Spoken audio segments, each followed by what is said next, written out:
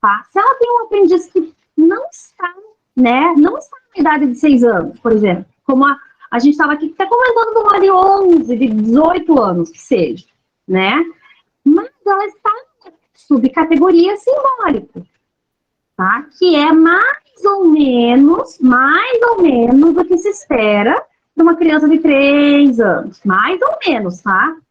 Mas acontece que ela está sugerindo aqui uma situação de uma criança que não está nem anos, tá mais, talvez, né?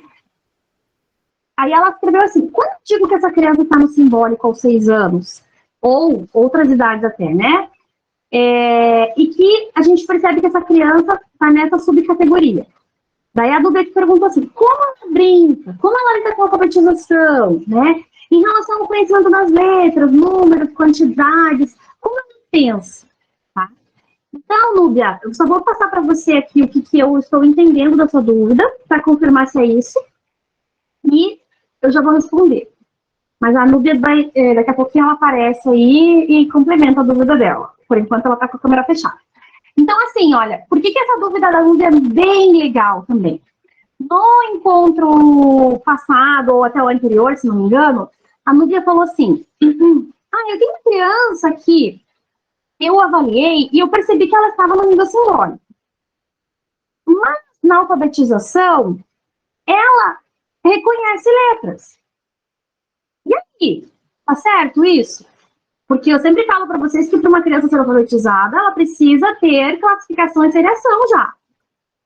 E daí eu falei assim para ela, mas veja, se ela conhece letras, se ela consegue entender que letras são letras, não significa que ela já está separando uma categoria, que ela está entendendo que letra, por exemplo, é diferente de número.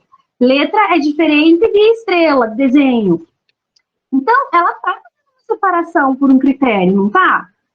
E isso não é condizente com o simbólico, quando eu coloco na tabela para vocês? E no simbólico, a gente espera que essa criança já faça uma divisão, uma separação, que seja. Então, essa característica está batendo. Uma criança do simbólico pode separar letras, tá? Ó, muitas crianças de 2 aninhos, 3 aninhos, elas olham muitas vezes para um símbolo e elas falam, por exemplo, vamos supor, 4, mamãe, 7, o que ela está fazendo? Ela está entendendo que aquilo ali é uma categoria que é diferente de desenho, que é diferente de, muitas vezes até de letras, a criança já separa números de letras.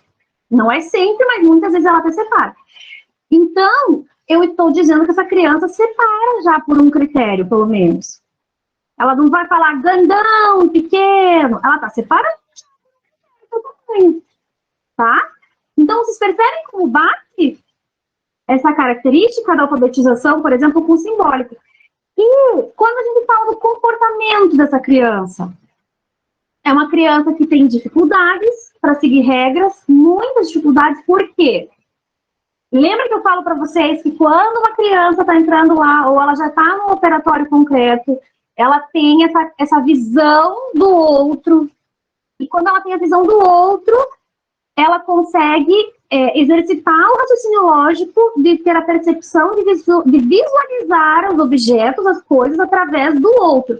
Então, ela tem muita necessidade de regras, ela tem um instinto por entendimento de regras. Por isso que Piaget falava de moralidade, né? Ele usava essa palavra, moralidade, porque a moralidade, ela traz um raciocínio lógico, porque é isso, a criança está olhando sobre outro, a perspectiva do outro.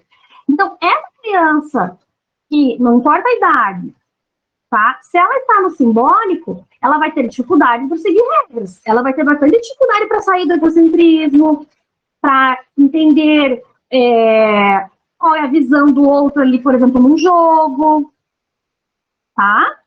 Então, vocês percebem como, quando nós falamos de desenvolvimento cognitivo, a gente está falando, sim, de comportamento social, no sentido, na aprendizagem social, né, como a gente estava falando aqui, que a epistemologia convergente traz os 3 pilares. E nós percebemos isso no comportamento das crianças.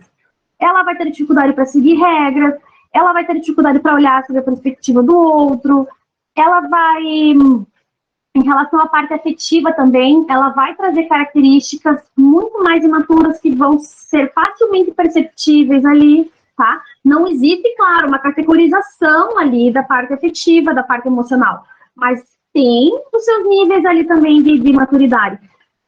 E vocês vão perceber, por exemplo, no caso aqui da alfabetização, eu estou dando um exemplo da classificação.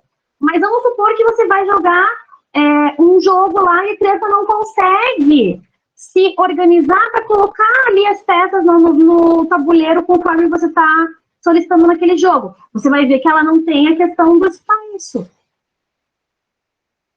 Então, assim, não sei se eu trouxe exemplos aqui, Núbia, que realmente estão te ajudando ou não. Mas, pelo que eu entendi da tua pergunta, era isso, né? Assim, tá, tudo bem, a criança está no simbólico quando eu falo de raciocínio, mas e em relação à forma de brincar, em relação, né, à questão da alfabetização, como que ela pensa e tudo. E aí, Núbia, também entra muito naquela parte do programa que eu falo sobre os tipos de jogos que o Piaget também trouxe. O que o Piaget quis dizer com o tipo de jogos nada mais é do que o jeito que essa criança brinca, o jeito que ela se comporta, não é? Então, ele diz lá, por exemplo, tipo de jogo voltado para o sensório motor. É exatamente aquela criança que... Uma criança que está no simbólico, ela tem um jogo de exercício sensório motor muito forte ainda. Porque ela acabou de sair desse período, tá? Ficou mais claro isso assim para você? Bom, legal.